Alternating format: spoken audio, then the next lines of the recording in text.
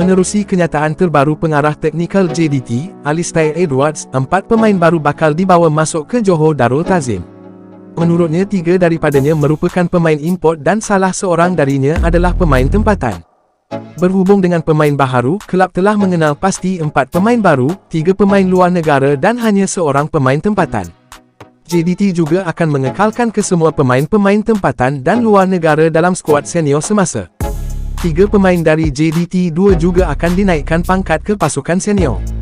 DYAM Tunku Mahkota Johor turut bertitah bahawa pembinaan fasa pertama pusat latihan JDT yang baharu di Iskandar Puteri akan tertunda ekoran kekangan kewangan yang disebabkan oleh keadaan ekonomi semasa di Malaysia. JDT akan memberikan maklumat-maklumat lanjut berkaitan kelab dalam masa yang terdekat, jelas Alistair Edwards di Johor Southern Tigers. Selain itu, Alistair Edwards turut menjelaskan bahawa JDT akan melantik seorang bekas anggota tentera sebagai ketua keselamatan stadium untuk menyelia kesemua perkara berkaitan keselamatan, termasuk mengurus dan melatih para marshal.